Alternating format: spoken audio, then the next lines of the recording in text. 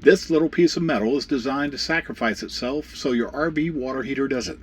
The question is, how much life is actually left in ours? This is an anode rod from our RV's water heater, and what's missing from this rod can tell us a lot about what's happening inside. A replacement costs around $20, but ignoring it could eventually contribute to repairs costing hundreds, or even replacement of the entire tank. Today we're going to show you how we checked ours, what we found when it came out, and how you can tell if yours needs attention. The open road is calling us. Every sunrise starts anew. Every mile's another story. Every dream is coming true. Side by side we'll chase tomorrow. Every turn reveals something new. RV Cavalry, let's ride. Adventure is our guide. Every road, every view, A new journey waits for you. RV Cavalry, come along, where every mile becomes our song.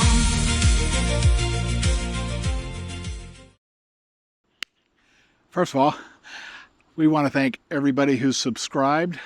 We've gotten a ton of new subscribers. We really want to thank y'all for that. Also want to give a shout out to Rob. If you haven't seen our toilet video where we replaced our RV toilet, he called the medic, had a little bit of a concern about the water in the tank, so which is normal, but check him out in the comments, and thanks Rob for getting back to us, so appreciate that. It may not look like much, but this small metal rod has one very important job: to sacrifice itself so your RV's water heater doesn't. By attracting corrosion to itself, the anode rod protects the steel tank from rusting from the inside out. Replacing it every so often was one of the easiest and least expensive maintenance tasks you can do to help extend the life of your water heater. Ratchet, you're going to need a new anode rod and a flush. This is on our Amazon store along with the anode rods. We like this one. We used to have the plastic ones, the cam-coated ones, but being in our hatch, being stored, the plastic they just tend to crack and break. We bought this one. It's lasted us several years. It's metal. Yeah, it has some plastic parts, but it's been a lot more durable. We've had this one for quite a few years and it's worked. I do like the fact that it has a quick connect here as well, which also helps. So all right, so whenever you do this, you definitely want to make sure that both your electric and propane are turned off. You don't want those on. You also want to make sure that they were at least off overnight, to let the water cool down. The water is still hot. It'll stay that way for a considerable amount of time, believe it or not. So let it sit overnight, let it cool down before you attempt this. The hot water has been off. We are full time, so the hot water heater has been off overnight, and we're getting ready to drain. We have some low point drains in here. We'll also go inside and turn off the drain, let the hot water run inside as well to flush out any remaining. But we're going to go to our low point drains here, and we got the fresh water and the hot water, and we're going to go ahead and let that drain out. The good thing is there's no hot water in there, so which is nice. And then this is your pressure relief valve. Ours, unfortunately, is behind this nozzle, but you gotta love this design. But we're gonna crack that open a little bit to get some air and let that drain a little better. Let me get a rag and clean all this up.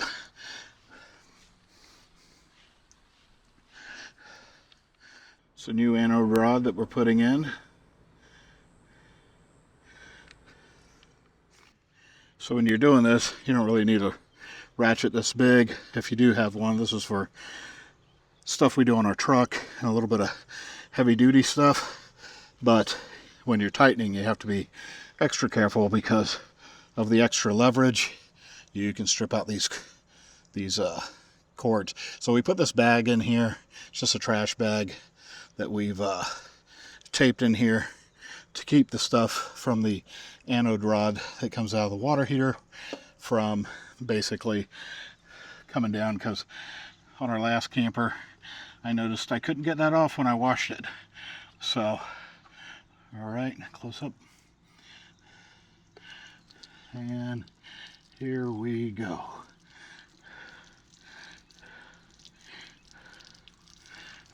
Get all that debris coming out. Get it back.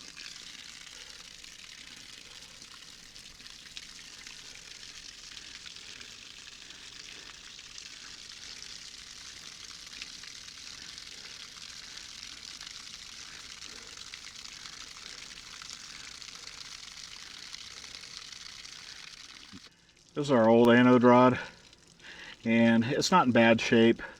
Depending on where you are and the water quality, you can go a little bit. I change these every 90 days just to be safe.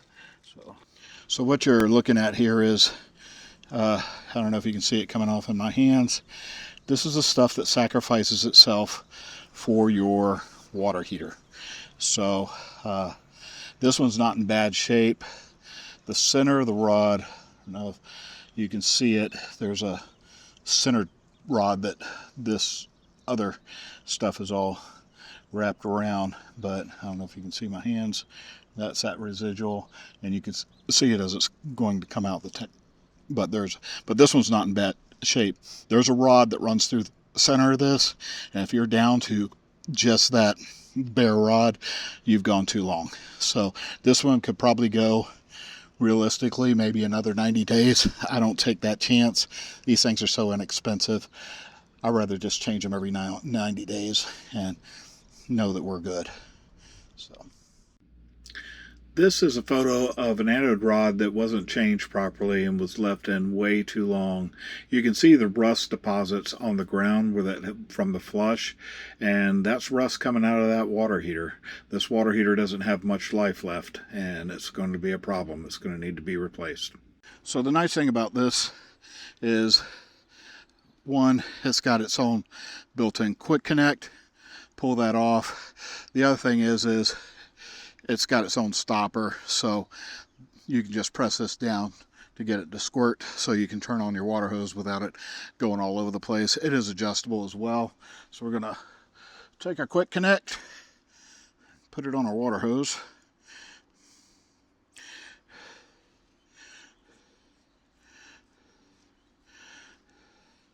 And then go turn on our water. All right.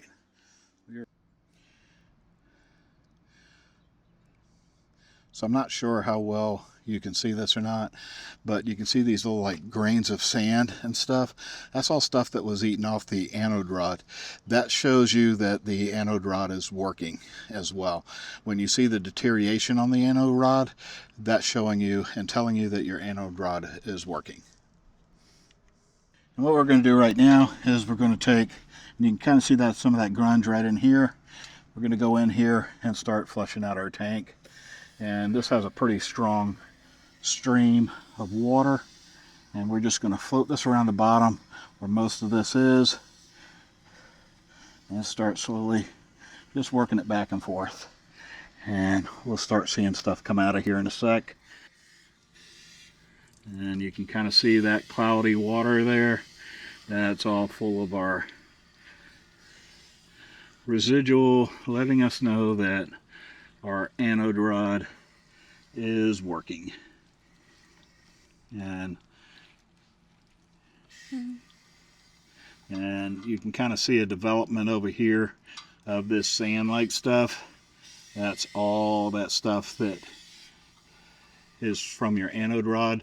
That if you didn't have your anode rod or you failed to replace it, that would be your tank.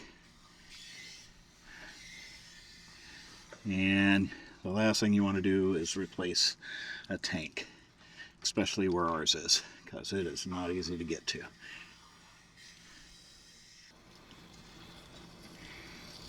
Kind of see all that gunk coming out of there.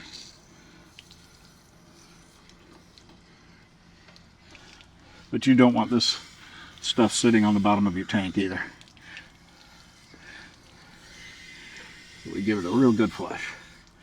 Twist this around real good. And I go in and out to kind of get it the whole tank.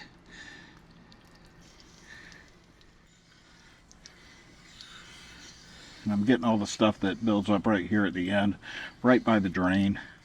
There's a little divot right in there. And when I wash everything down on the inside, I'm washing it to this drain. So a lot of these harder, heavier materials and residue are going to go on here or settle down in this area.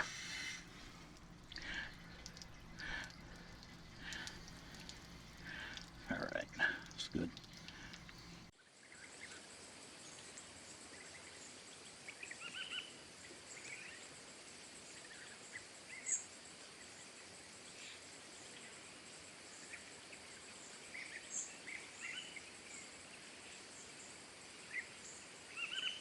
And this is why, so you see all that residue down there? That would be your tank. This is why you really want to make sure that you do this, because it won't take long for that to eat your tank. I didn't do a very good job this time with my tape, but you can kind of see that sandy build up from the anode rod in here. So I'll wipe all that down. So, and get it all cleaned out, but we're gonna. All right, so this is a brand new anode rod for this unit, and as you can see, this is the old one. The old one isn't that bad, to be honest. We could probably go 6 months or so without having any issues. The nice thing about it is the ones we buy off of Amazon, they're by Suburban, and they come with the Teflon tape already on it, but which makes it nice.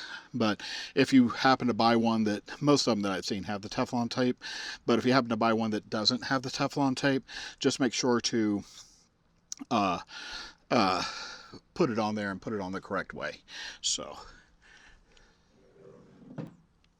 all right, so I rinsed all that residue out of here and rinsed down the side because I didn't do a very good job with my thing. So the first thing you want to do is you want to do this by hand, and you really want to feel these threads going in here, and then because the last thing you want to do is cross thread this thing. So I'm going to take this so I can still feel it, because it does have some buildup, but I can feel I'm not really getting anything there.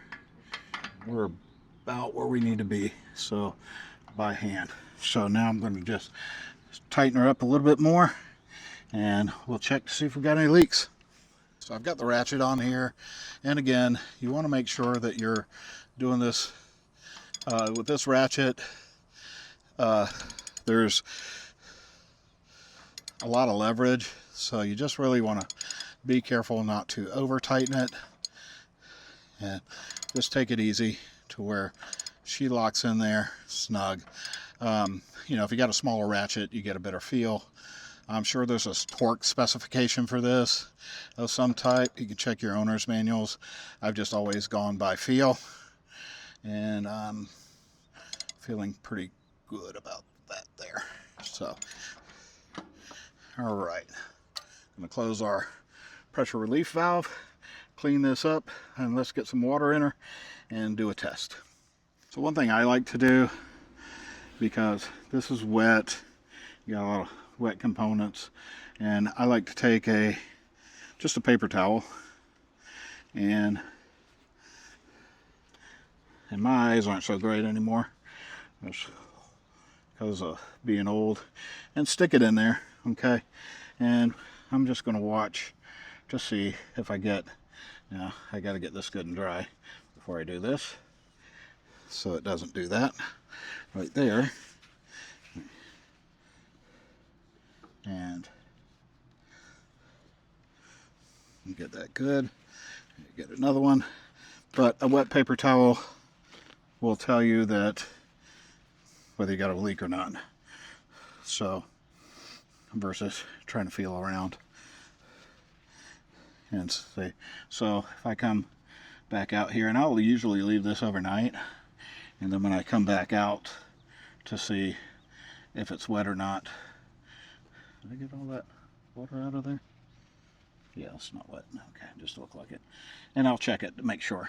So, all right. Okay.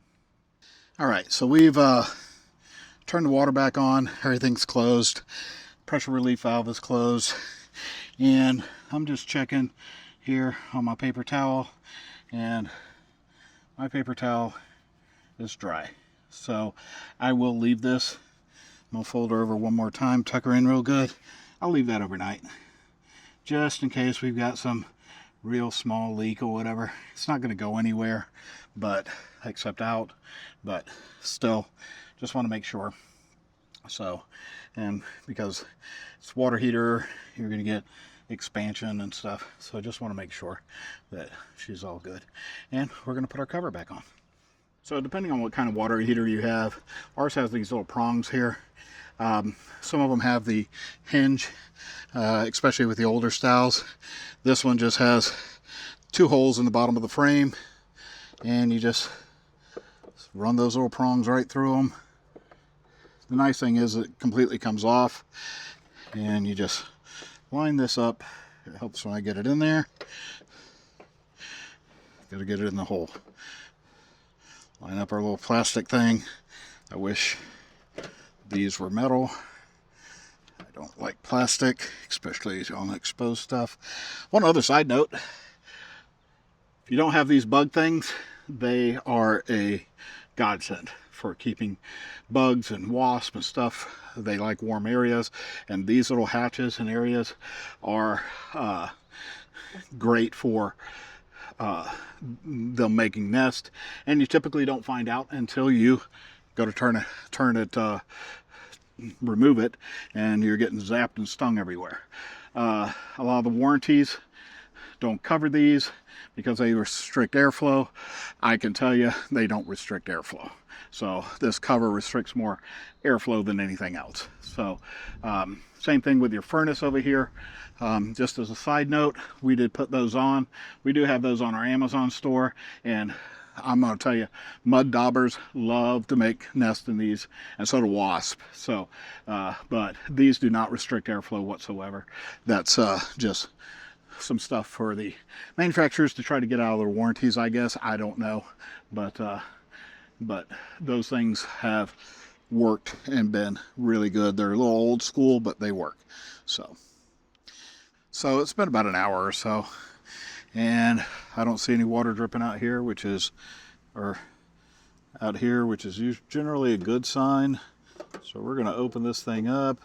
Let's see what our paper towel looks like, and we're going to kind of check it really quick.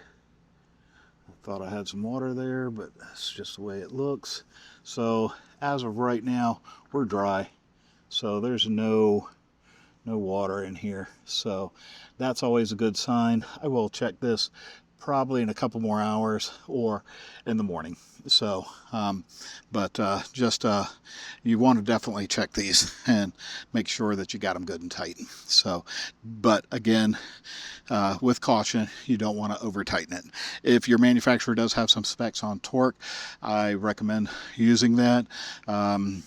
For most of us that are avid RVers, if you've done this quite a few times, you got a good feel on where it is, and you know not to over tighten it.